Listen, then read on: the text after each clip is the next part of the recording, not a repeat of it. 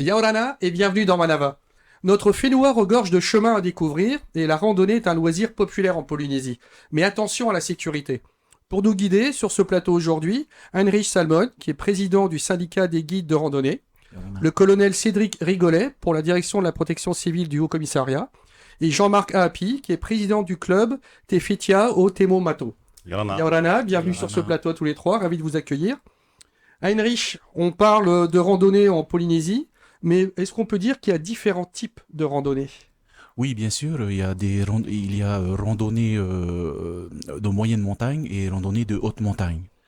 Donc il y a aussi des randonnées sur des terrains genre pistes carrossables où donc ces pistes sont balisées et donc voilà.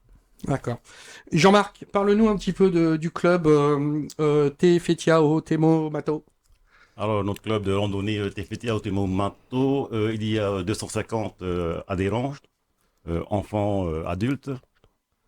Et on organise des randonnées, au moins une randonnée le week-end, tous les week-ends. Donc vous proposez le randonnée depuis quand il a été créé ? Depuis 1979, donc c'est un club qui a fonctionné sans interruption depuis. Donc 44 ans quoi. Qui vous y accueillez ? Alors le club est ouvert à tout public, à tout le monde. Voilà. Les enfants, Oui, les enfants à partir de 7 ans. Mais c'est possible d'inscrire. Une famille peut inscrire tout le monde, même les enfants qui ont moins de 7 ans, parce que nous fonctionnons comme un club de sport, c'est-à-dire qu'il faut une licence et on leur donne une.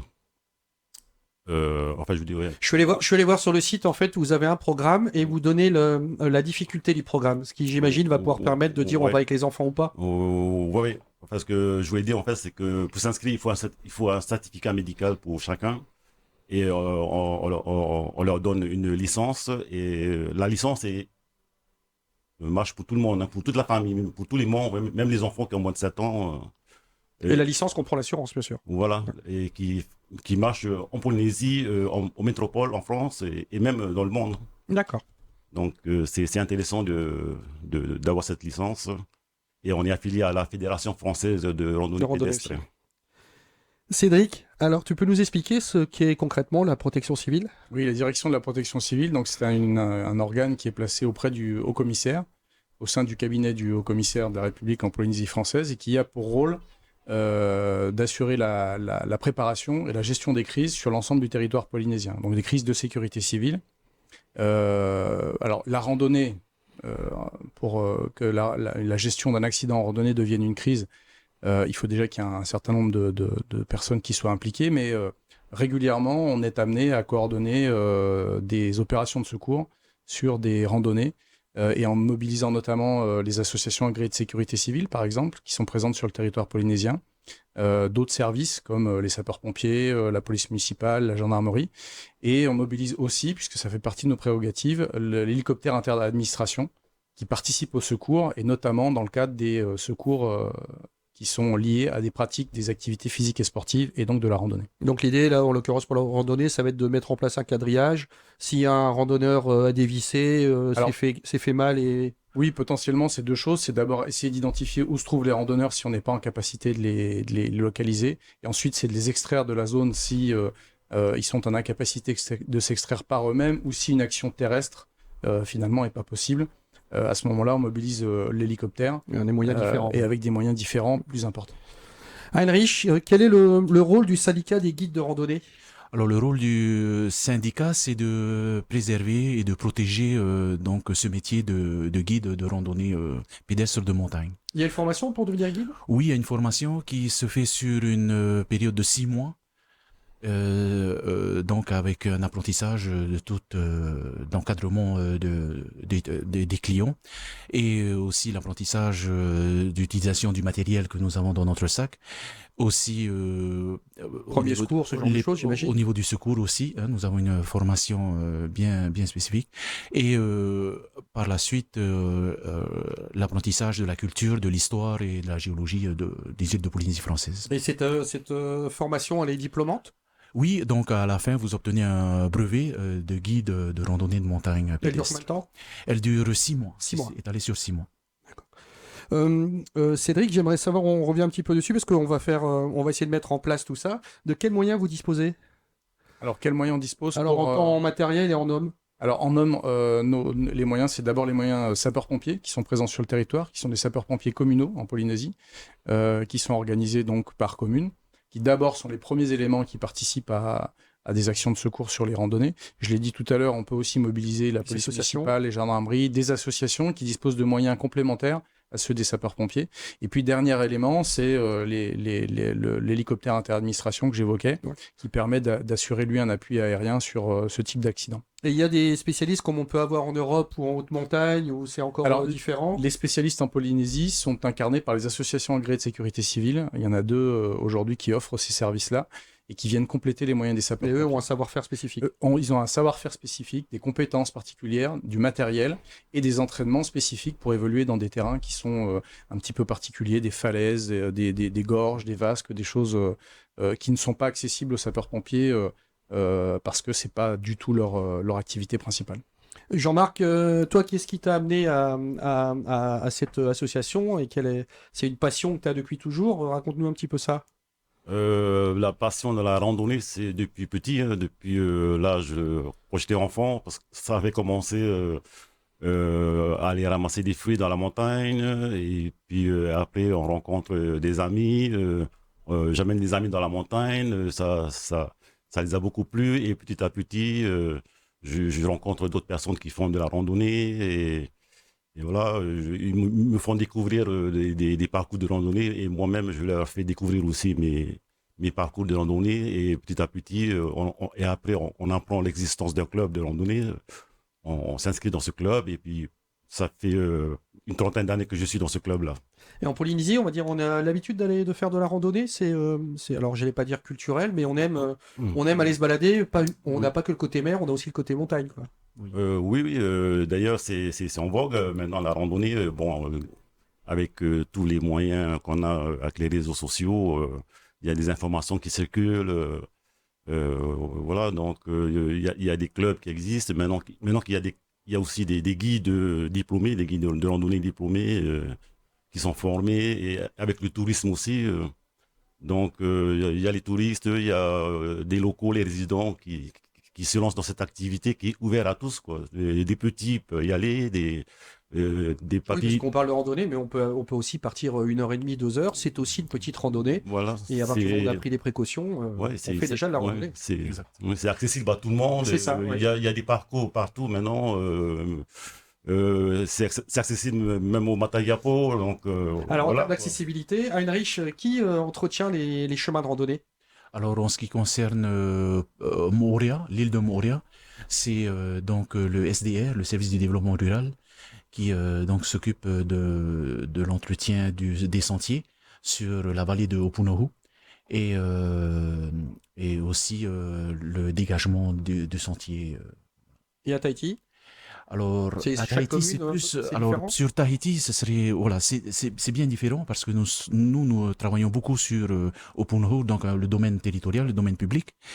Alors, pour Tahiti, ce sont surtout des associations qui œuvrent à. Elles vont entretenir ou alors elles vont ramener l'info à la commune en leur disant attention, tel tronçon, ça peut fonctionner comme ça? Ça peut fonctionner comme ça aussi. Ou sinon, ce sont les entreprises elles-mêmes qui vont donc dégager le sentier et puis rajouter quelques brain cords pour rassurer, pour sécuriser. Voilà, et est-ce qu'on peut ouvrir de nouveaux chemins de randonnée? Et auquel cas, est-ce qu'on doit demander les autorisations, ce genre de choses? Oui, il faut des autorisations, surtout quand ce sont des sentiers qui se trouvent, des itinéraires qui se trouvent sur des propriétés privées. Hein. Donc, c'est un de nos... J'allais venir aussi, oui. Voilà. Et voilà, donc... et ces ouvertures, Cédric, vous devez donner d'autorisation? Non, l'État ne donne pas d'autorisation. C'est une gestion qui relève, c'est une compétence de la Polynésie française. D'accord. Et donc, l'État n'intervient pas dans ni l'ouverture ni l'entretien de ces. Voilà, sur un domaine territorial, là, nous pouvons ouvrir de nouveaux sentiers, hein, de nouveaux itinéraires. Bien sûr, en prévenant la directrice du SDR. Hein. Elle va elle va vous donner, enfin l'autorisation, elle va vous dire oui parce qu'elle connaît ça, ou alors il va y avoir des vérifications et ils peuvent aussi refuser qu'on ouvre un sentier. Oui, ils peuvent refuser aussi. Hein. Donc, ils viennent vérifier aussi si le sentier ne présente pas de difficultés, de grandes difficultés hein, aussi. J'aime aussi rajouter pour les entretiens de sentiers, c'est fait aussi par des associations sportives comme par exemple les raids, ceux qui organisent les raids. Ils entretiennent beaucoup les sentiers. Comme ils vont marquer, ils vont assurer, donc ils entretiennent en même temps aussi. Notre club participe parfois à ces ouvertures, à ces entretiens de sentiers avec ces clubs de sport, avec ces raids. Et dans nos randonnées aussi, c'est la bonne volonté de beaucoup de gens, on va dire. Dans nos randonnées, on ouvre pas mal aussi de sentiers. Ouais. Cédric, alors on va venir sur le côté un peu plus sécurité. Auprès de qui prendre les informations météo, par exemple, quand on prépare une rando, parce qu'il y a plusieurs étapes. Auprès d'abord de Météo France en Polynésie française, qui est un site tout à fait adapté, qui diffuse des informations. D'abord le bulletin de vigilance, qui donne une indication secteur par secteur en Polynésie, avec un code couleur qui va de vert jusqu'à rouge. Jusqu'à rouge, hein, mais voilà. Oui. Et qui précise l'état de la situation météorologique sur la les secteurs récurrence concernés. On essaie de regarder toutes les heures. Il faut regarder avant de partir, quelques heures avant. Il faut regarder au moment où on part. Il faut continuer à regarder pendant qu'on est en randonnée, si on a la possibilité, si le téléphone permet d'accéder à ces informations-là. Et puis il y a un autre vecteur d'information, c'est le site on va dire des institutions, le site du Haut-Commissariat par exemple, le site ou d'autres sites. Je pense ici on consulte beaucoup d'informations sur Facebook. Les associations diffusent des informations, le syndicat des guides aussi diffuse des informations, donc il faut en permanence aller chercher de l'information.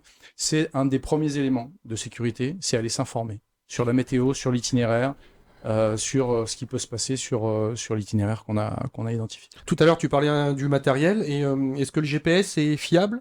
C'est-à-dire on peut se fier à notre GPS quand on est en randonnée, que ce soit sur les montres connectées, les téléphones. Alors le GPS est pas toujours fiable parce qu'il y a des endroits malheureusement il ne fonctionne pas. On a il y a encore des endroits où c'est blanc, où le téléphone en particulier ne fonctionne pas. Hein. Il y a très peu de personnes qui sont équipées de GPS en tant que tel.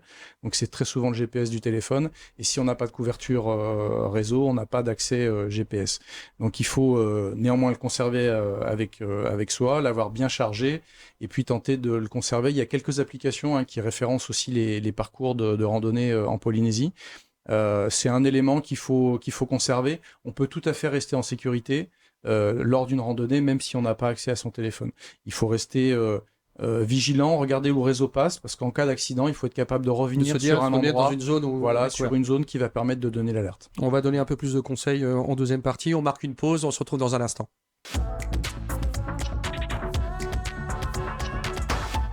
On se retrouve avec nos invités. Heinrich Salmon, qui est président du syndicat des guides de randonnée. Le colonel Cédric Rigolet, pour la direction de la protection civile du Haut-Commissariat. Et Jean-Marc Aapi, qui est le président du club Tefetia Otemo Mato. Jean-Marc, est-ce que tu as vu une nouvelle génération de randonneurs arriver au club, peut-être des gens plus jeunes et qui veulent des styles de randonnée différentes? Tous les ans, on a des nouveaux adhérents. On a une centaine de nouveaux. C'est beaucoup quand même. Hein, oui. Sur 250 adhérents du club, il y a 150 qui de l'année précédente et le reste, c'est des nouveaux. Tu penses qu'il y a un phénomène de mode aussi sur la randonnée? Oui, un peu quand même. Et puis la plupart des nouveaux, ils viennent ils viennent de France, qui s'installent. Donc ils veulent découvrir l'intérieur. Notre Fénois. Et après, il y a du tout. Il y en a qui peuvent faire des balades tranquilles, pas trop difficiles. Et il y a quand même certains qui veulent du costaud, on va dire. Des balades sportives. Voilà. Donc, il y a un peu. T'as un peu de tout. On propose tout type de randonnée. Ouais. Henrich, toi, tu as vu aussi une différence au niveau de ta clientèle? Oui, nous avons beaucoup de jeunes. Alors, en ce qui me concerne, j'ai beaucoup d'Américains. 80% de nos clients sur Montréal sont américains. Et donc, il y a une nouvelle génération de clients. Alors, pour nous, c'est surtout des honeymooners. Hein. Ouais, j'allais dire, ils viennent se balader ou ils viennent faire de la randonnée? C'est plus de la promenade balade. Hein. Donc, nous organisons des randonnées bien spécifiques à ce genre de clientèle. Et aussi, nous avons des clients, bien sûr, des confirmés. Et là, nous choisissons des randonnées un peu plus, je dirais pas éprouvantes, mais où il y a un effort physique sollicité. Et donc sur 4 heures ou donc à la journée complète, sinon sur 8 heures. Et dans ce cas-là, vous allez leur expliquer aussi la faune, la flore, ce genre de choses, Oui, bien et, sûr, et oui, faire en bien. sorte de leur faire découvrir aussi la Polynésie d'une autre façon. Oui, bien sûr. Hein, donc il y a la partie culturelle qui est importante et historique, hein, et aussi la faune, la flore. J'aimerais qu'on entame un petit peu on va dire le volet plus technique et de savoir comment on va préparer une randonnée. Et par exemple, Heinrich, est-ce qu'il y a des contre-indications? Est-ce qu'il y a les guides sont obligatoires? Des Oui, contre-indications, par exemple? oui, il y a des contre-indications. Déjà, s'ils ont quelques problèmes de santé, hein, et aussi ne pas venir en savate, en tongs. Hein. Ne pas venir certains ont consommé de l'alcool des fois, hein, donc ça nous arrive de les refuser, hein. Ouais, de pas confondre promenade digestive et randonnée. Et randonnée, voilà, hein. Et les guides sont obligatoires? Oui, bien sûr, hein, les guides sont obligatoires. Ah, donc une randonnée, on doit obligatoirement avoir un guide avec. Il est préférable, alors pour nous, en tant que privé, oui, il est préférable, hein, d'avoir des guides qui sont bien aux normes des dispositions réglementaires de Polynésie française. Cédric, j'aimerais que tu nous dises quelles sont les règles, on va dire, de sécurité impératives. Alors, les règles impératives, d'abord, c'est de préparer sa randonnée. Pour préparer sa randonnée, qu'est-ce que ça veut dire? Ça veut dire s'informer sur la météo, sur l'itinéraire. Ça veut dire s'équiper. On a parlé à l'instant des chaussants, mais ça veut dire qu'il faut aussi des vêtements chauds, imperméables, il faut de la nourriture, il faut de l'eau, il faut un téléphone pour pouvoir donner l'alerte. Et il faut aviser, il faut prévenir avant de partir. Il faut alerter quelqu'un en disant je vais partir sur une randonnée, sur tel itinéraire, je pars vers telle heure et je reviendrai a priori vers telle heure. Les mêmes règles que quand on part en mer. Les mêmes règles que quand on part en mer. Et puis on s'informe sur les numéros d'urgence, hein, le 18, le 112, le 16 localement, qui peut permettre d'appeler soit les sapeurs-pompiers, soit le JRCC. Et puis ensuite, il y a comment je mène ma randonnée. Pendant la randonnée, il faut d'abord adapter, pour maintenir les règles de sécurité, adapter son comportement. Il faut savoir renoncer si on estime que c'est trop dur. Il faut employer un itinéraire qui est adapté à sa pratique de la randonnée. Ensuite, il faut rester attentif aux chutes de pierres, aux montées des eaux, dans les rivières qu'on peut être amené à traverser. Il faut savoir aussi accompagner les plus jeunes, les gens qui sont un petit peu en difficulté. Et puis, surtout, il faut savoir alerter en cas d'accident, en cas de risque, avec son téléphone, appeler les services de secours, et puis appliquer les règles de base, simplement protéger, alerter, secourir. Quand je fais face à une victime dans le cadre d'une randonnée, je protège cette victime, je la mets en sécurité. Ensuite, j'alerte les secours. Je reviens vers cette victime pour apporter les premiers gestes de secours. Donc l'intérêt peut-être aussi, Jean-Marc, c'est d'avoir quelques notions, les personnes qui font partie par exemple du club, d'avoir quelques notions de premier secours et de savoir quoi faire. Oui, c'est les animateurs, les encadrants de nos randos, de nos randonnées Bon, ça, ils maîtrisent. sont formés au PC1, à la Fédération de secourisme. Et les personnes qui adhèrent au club, vous leur donnez une petite formation de temps en temps, un petit rappel? Les adhérents, non, c'est plus prioritaire aux encadrants, les animateurs, ceux qui accompagnent le groupe. Les adhérents, vous leur apprenez à faire leur sac? C'est-à-dire mais ce que vient de dire Cédric, en fait, c'est quand je dis apprendre à faire leur sac, c'est... D'ailleurs, dans nos programmes de randonnée, dans les premières pages, il y a toujours Oui, la je vais aller liste. voir. Oui, j'ai vu, vous aviez listé. Il y a la liste des affaires, même de sécurité qu'il faut mettre dans le sac à chaque randonnée. Et puis les randos, on donne un niveau de difficulté à chaque randonnée aussi. Ça permet aux gens de voir un peu par rapport à leur entraînement. Ce que disait Cédric, c'est qu'il y a un moment, on se dit, bon, il y a 20 ans, j'étais en forme, sauf que j'ai 20 ans de plus, j'ai 20 kilos de plus, et ce que je montais, je peux plus le monter. Il faut en être conscient. Il vous arrive, à vous, messieurs, de refuser à des personnes en disant, non,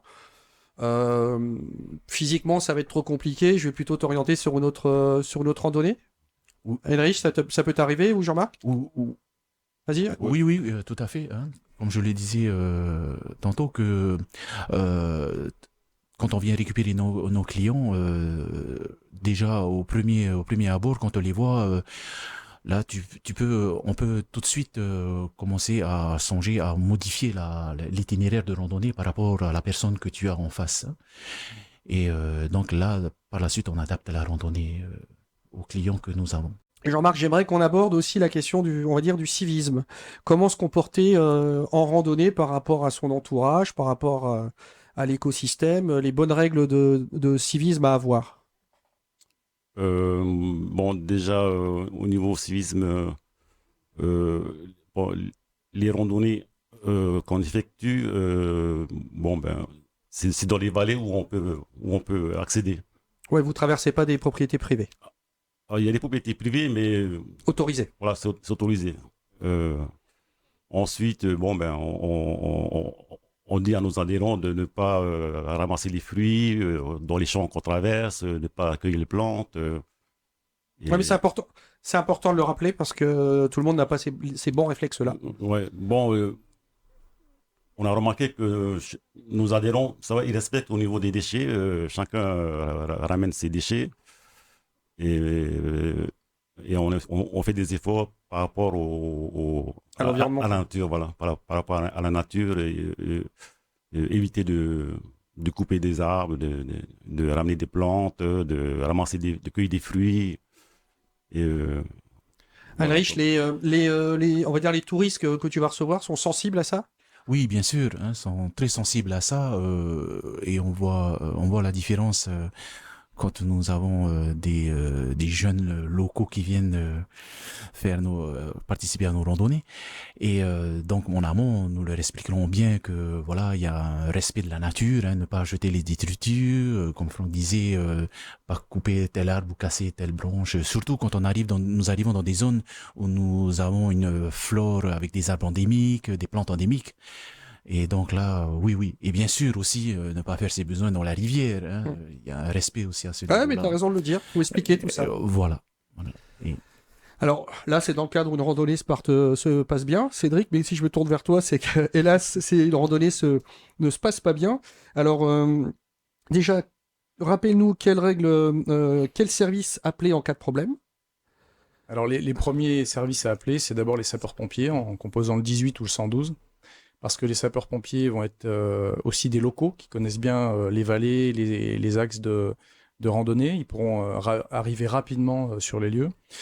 Si toutefois vous êtes confronté aussi à une victime, quelqu'un qui est blessé ou qui est victime d'un malaise, vous pouvez contacter le 15 en parallèle du 18 et du 112.